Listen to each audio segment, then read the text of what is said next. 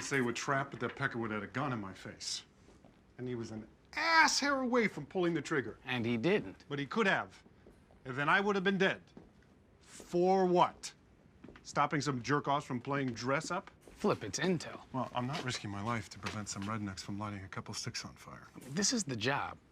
What's your problem? That's my problem. For you, it's a crusade. For me, it's a job. It's not personal, nor should it be. Why haven't you bought into this? Why should I? Because you're Jewish, brother. The so-called chosen people. You've been passing for a WASP. White Anglo-Saxon Protestant, cherry pie, hot dog, white boy. That's what some light-skinned black folks do. They pass for white.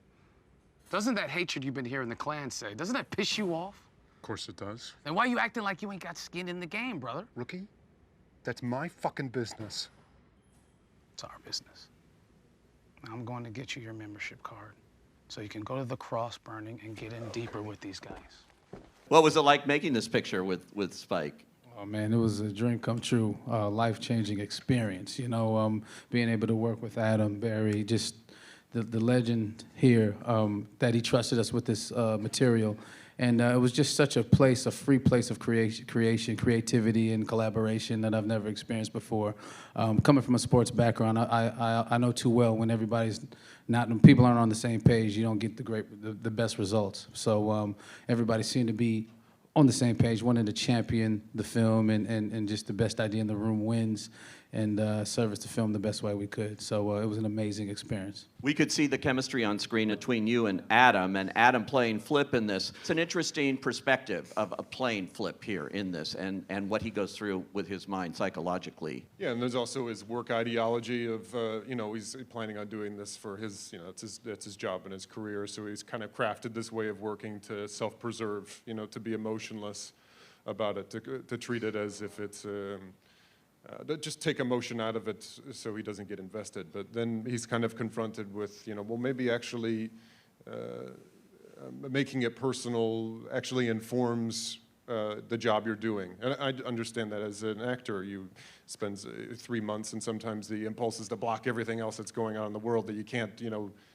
handle practical things because you just need to focus on that. But sometimes life actually informs who you are as an actor and makes it better. And then also just who, you know, so there's that. And then his personal history, that's for some people, it's not important to them unless they're, you know, directly confronted with it, if they're actually forced to think about it in a way that's outside their comfort zone. And some people, that's important to them, and some it's not. And for him, he's open. If you're not open, then you won't be affected by it. And that's what I liked about him.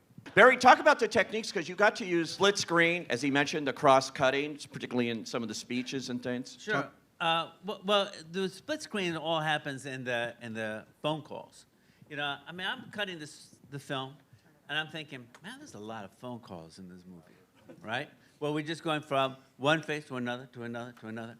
So there's one, I thought, you know, I'm going to try this thing where I slide somebody on, you know, and How's the slide? answers. Slide. You know, I'm thinking, you know, sometimes, you know, Spike comes in and he sees I try something like that, and he goes, nah, Nah, son. And so, but this time he said, yo, yeah. And then it was, let's try other things. And he came up with this idea of, you know, he goes, I don't remember what it was in, but there was like this diagonal split screen, you know? And so we can have them on either side of this diagonal. And there's one in which John David is talking to Topher Grace. And there's cuts that I've already done in it. So I really don't want to actually change my cut, you know? So I figured, I don't know. I'm going to try something where they flip. And I'm just hoping that nobody says, what is that? That doesn't work. But, you know, I showed it to Spike. Spike said, great. Like, it felt like it was all one piece. And, you know, it was just fun to play with that, man, and also because it's such a reference to that time. My co-writer, Kevin Wilmot, and I, we knew that we could connect, because this is a period piece. Right. But we had to connect what's happening today with the film that takes place in the 70s. That's the thing I think that people really felt. Like, even we're looking at the 70s, we're like, wait a minute. all throughout the, American first. That the Klan was saying in the 1920s. This stuff is recycled again and again and again. It's like that's the reason why I think people like this film, because we connected the past with the crazy world we live in today.